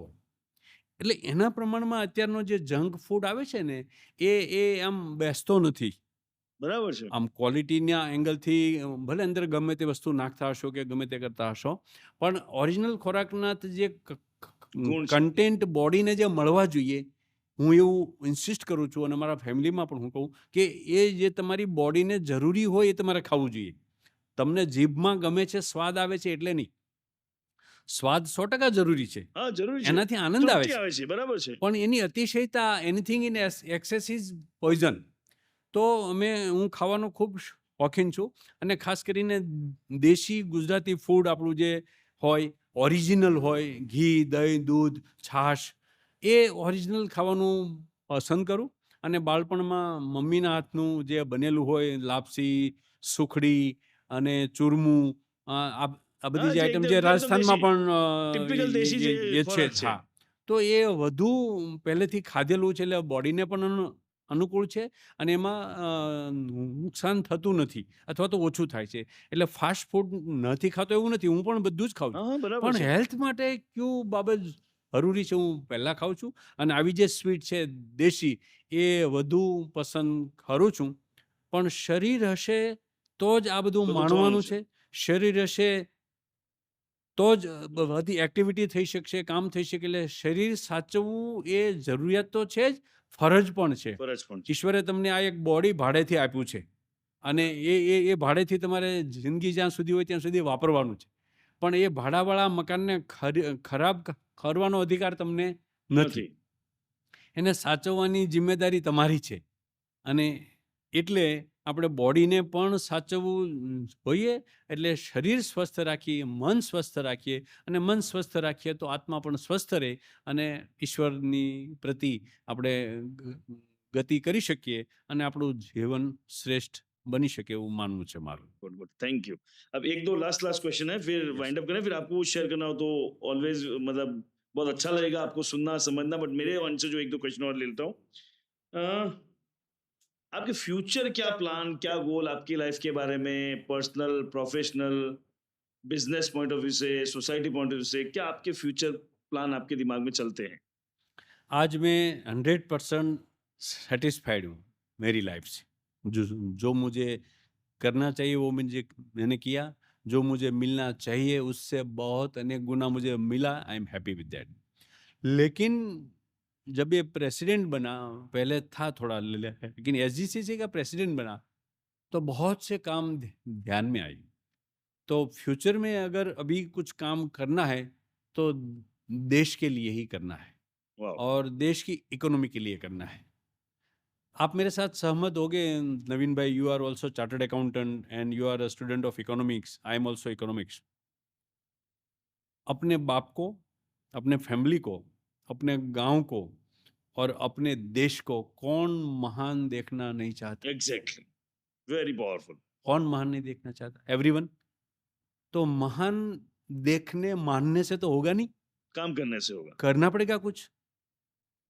तो मेरा ये मानना है कि भारत को अगर महान बनाना है, मजबूत शक्तिशाली बनाना है, तो India must be an economic power house. Economically strong होना पड़ेगा. क्यों होना पड़ेगा?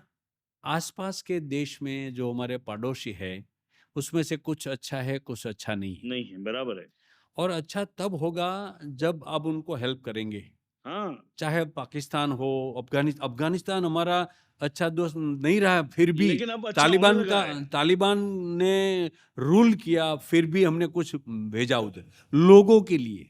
हम रूल के साथ नहीं है, हाँ, हाँ, लोगों के साथ है. पाकिस्तान को भी हेल्प करते हैं नेशनल कैलेमिटीज क्राइसिस की में. हाँ, टाइम. बराबर है. नेपाल, भूटान, बांग्लादेश, ये सब देश देखो अपने जैसे स्ट्रांग नहीं है, अपने पाड़ोशी. તો પાડોશી પેલો ભાઈ છે. हाँ, हाँ, એટલે પેલે એની ભાઈ નહીં પહોંચે પણ પાડોશી પહેલા પહોંચશે. અને નાનો છે બરાબર तो છે. We have to help them. हमने बहुत सी हेल्प की है और हेल्प करोड़ों रुपयों की करनी चाहिए. तब जा कर के वो हमारे अच्छे दोस्त बनेंगे। अच्छे दोस्त बनेंगे तो हमारी स्ट्रेंथ बढ़ेगी, और इंटरनेशनल और रीजनल जो एसोसिएशंस है, ब्रिक्स हो, क्वाड हो, एससीओ हो, ये सार्क हो, तो उसमें हमारी लीडरशिप आगे बढ़ेगी। G20 हो, G7, एनीथिंग। तो हमारी लीडरशिप का जो सोर्स है, मैं मानता हूं, that is the economic source. और इकोनॉमिकली इंडिया पावरफुल होगा तो कोई भी कंट्री फ्रेंडशिप करेगा। और इकोनॉमिकली पावरफुल होंगे तो आपके पास शस्त्र अस्त्र सब कुछ होंगे, टेक्नोलॉजी होंगे, एवरीथिंग होगा, तो कोई ये हमला करने से भी डरेगा। डरेगा। हाँ, वो बोलते हैं ना, बोले युद्ध टालने का सबसे अच्छा तरीका युद्ध की तैयारी करो। युद्ध की तैयारी करो, और वो सामर्थ्य हमारे पास होना चाहिए, पराक्रम हमारे पास होना चाहिए। 3 दिन पहले हूथी रेड सी में एक जहाज जो हमारा नहीं था, हाँ, दूसरों का था, इंडियन हाँ, अभी न्यूज में है। नेवी ने 17-18 लोगों को बचाया वहां से। हाँ हाँ, हाँ हाँ हाँ, वो 2-3 दिन का ऑपरेशन करके उनको बचा बच्चा करके के देखा। लेके। तो ये सामर्थ्य है इंडिया का। तो ये सामर्थ्य बनाने के लिए we need to be more powerful in economic terms, और वो देश का वड़ा प्रधान अकेला नहीं कर सकता। अकेला कुछ नहीं कर, वो बराबर। गोल बनाएगा, वो प्लान वो बनाएगा, प्लान वो बनाएगा। स्ट्रेटेजी बनाएगा, वो पॉलिसी बनाएगा, लेकिन काम तो हम सबको करना वो बोलते पड़ेगा। हैं सबसे बड़ी देश सेवा है खुद के ऊपर काम करना। काम तू करना खुद बदलोगे, समाज बदलेगा, और समाज बदलेगा, वो राष्ट्र अपने आप बदलने वाला है। अपने आप बदलेगा। तो मैं मानता हूं कि जो कोई भी काम कर रहा है, वो ऐसा करे कि मैं नेक्स्ट ईयर डबल करूंगा। 1 करोड़ सुपर। का काम कर रहा हो तो 2 करोड़ का काम करे, तो इंडिया की जीडीपी अपने आपके आप ही आप बढ़ेगी। डबल होगी कि नहीं होगी?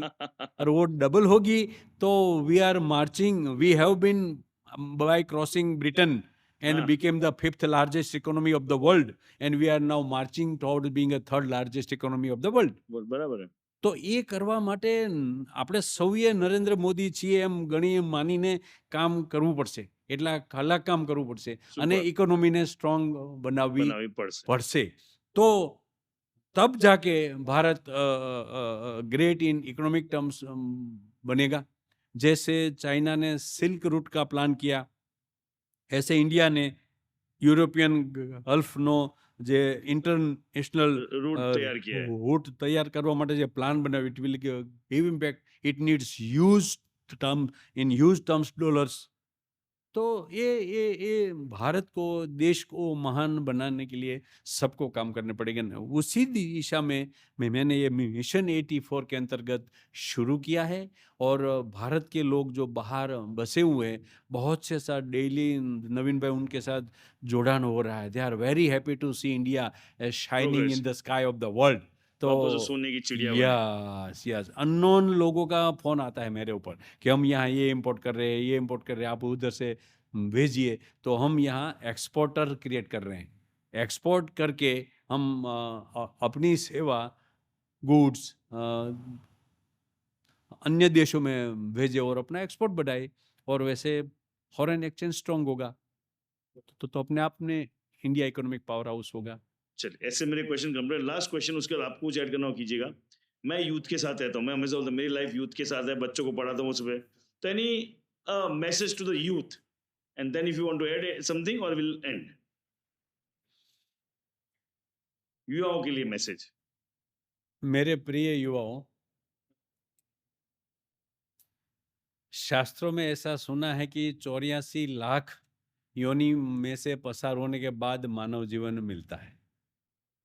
84 उसमें भी है। 84 લાખ યોનિમાંથી પસાર થયા પછી જીવન મળે છે, અને એ જીવનનો મહત્વનો રોલ ભાગ જે છે તે યુવાની છે। એટલે વેનેવર યુ ટ્રાન્સફોર ફ્રોમ કિશોરાવસ્થા ટુ યુવાવસ્થા, અને યુવાવસ્થામાં જ્યારે તમે આવો ત્યારે એટલું યાદ રાખવું જોઈએ કે આ જીવન ફરીથી મળવાનું નથી, અને તમારું જીવન શાના માટે છે? ઉપરવાળાએ, ઓલમાટીએ, ઈશ્વરે કોઈ એક વ્યક્તિને અત્યાર સુધીમાં રિપીટ કર્યા નથી, સેમ બીજી વ્યક્તિ હોતી જ નથી। That's why you are unique, and as Bing A unique you have a different and unique responsibility to perform, તો તમારે એ રોલ પરફોર્મ કરવાનો છે અને એ રોલ પરફોર્મ કરવા માટે આપણી જાતને આપણે ઘડવી જોઈએ. સતત ખૂબ વાંચન કરો, સારું વાંચન કરો, સારા લોકોને સાંભળો, સારા લોકોની સંગત કરો. ઋગ્વેદમાં એક શ્લોક છે, એની પંક્તિ છે, આનો ભદ્રા ક્રતવો યંતુ વિશ્વત. અમને દરેક દિશાએથી શુભ અને સારા વિચારો પ્રાપ્ત થાઓ. સારા વિચારો પ્રાપ્ત કરવા એ પણ એક સદભાગ્ય છે. અને ઋગ્વેદનો એક બીજો શ્લોક છે, એમાં એવું કહેવાયું છે કે ખર્ચ કરીને પણ વિદ્વાનોની સાથે બેસો. ધેટ મીન્સ સારા અને વિદ્વાન લોકો સાથે બેસીએ તો આપણને સારું સારું મળે, ભલે ખર્ચ થાય. તો આવું સારું સારું મેળવીને, સારું પ્રાપ્ત કરીને તમારી જાતને, તમને જે ઈશ્વરે આપેલું છે એમાં શું છે, હું કોણ છું, આ શા માટે આ ધરતી પર હું આવ્યો છું, મારે શું કરીને જવું જોઈએ. એટલે માત્ર પોતાનો વિચાર ન કરતા સમાજનો પણ વિચાર કરીએ, આજુબાજુના લોકોનો પણ કરીએ, ગામનો પણ કરીએ, દેશનો પણ કરીએ અને વિશ્વનો કરીએ. વસુધૈવ કુટુંબકમની ભાવના ભારતે આખા વિશ્વને આપેલી છે. ત્યારે આપણે દેશના એક સૈનિક બનીને, શ્રેષ્ઠ સૈનિક બનીને એવું જીવન જીવીએ, એવું સર્જન કરીએ કે સમગ્ર વિશ્વને ભારત તરફ જોવું પડે. આજે વિશ્વમાં સોફ્ટવેર ટેકનોલોજીની બાબતમાં આખું વિશ્વ ભારતના યુવાનો પર ટ્રસ્ટ કરે છે. એ શું છે? એ એક એક્ઝામ્પલ છે કે ભારતમાં ભણીને વિદેશમાં જઈને પણ એવું કામ કરી રહ્યા છે કે વર્લ્ડની બેસ્ટ ટેકનોલોજી કંપનીના CEO પદે આપણા યુવાનો બિરાજે છે. એ આપણા માટે બહુ મોટી પ્રાઉડની વાત છે. તો આપણે કેમ ન હારી શકીએ? આપણે એ જ કરવું એવું નથી. તમે જ્યાં છો, જે સ્થિતિમાં છો, જે સંજોગોમાં છો, એમાંથી બેસ્ટ કરવાનો પ્રયત્ન કરો અને યુવાનીના પીરિયડમાં જેટલું ગેઇન થઈ શકે એટલું ગેઇન કરો. નવીનભાઈ જેવા સર હોય, આપણને માર્ગદર્શન આપતા હોય, ગાઈડન્સ આપતા હોય, આપણી કેરિયર બનાવવા માટે સમજણ આપતા હોય, તો એવા લોકો પાસેથી જેટલું મળે એટલું લઈ અને આપણી જાતને શ્રેષ્ઠ બનાવીએ, મહેનત કરીએ, શ્રમવાળું જીવન બનાવીએ, સ્વાર્થી ન બનીએ, દ્વેષ વૃત્તિ ન રાખીએ, કોઈની ઈર્ષ્યા પણ ન કરીએ, કોઈની ચોરી ન કરીએ અને આપવાની ભાવના રાખીએ. ભીખ માગવાના બદલે કંઈક આપવાની ભાવના કેળવીએ તો મને એવું લાગે છે કે પછી બાકીની જિંદગી પણ તમારી 100% બેસ્ટ જિંદગી થશે. યુવાનીમાં જેટલું ગેઇન થઈ શકે એટલું કરી તમે પોતે તો આનંદ પામી શકશો, પણ સાથે સાથે અનેક લોકોને આનંદ આપી શકશો અને એ દ્વારા આપણા દેશને સમૃદ્ધ કરી શકશો એવું મારું માનવું છે. આવું કરવામાં હું તમારી સાથે છું. Thank you sir. So I hope इस एपिसोड में बहुत सारी चीजें सीखी होगी, कैसे ये चैम्बर काम करता है, किस तरह एकदम छोटे से गांव से उठ के इस तरह का पूरा वो बोलते हैं रैग्स टू रिचेस की स्टोरी बनाई जा सकती है, और आपको बहुत सारी चीजें इसमें सीखने को मिली होगी. और सच में आपको थोड़ा बहुत भी इस पूरे एपिसोड में कुछ सीखने को मिला हो और आपको लगता है किसी को भी हेल्पफुल हो सकता है, तो प्लीज इसको मैक्सिमम लोगों के साथ शेयर कीजिए. और आपको इस पूरे एपिसोड को लेकर कोई क्वेश्चन हो तो निश्चित तौर पर कमेंट पे रखिए. मैं सर से कनेक्ट करके उनसे अगर जानना हो, उनसे जान के वापस उसको मैं रिप्लाई करूंगा. सो मिलेंगे अगले एपिसोड में. तब तक के लिए थैंक यू.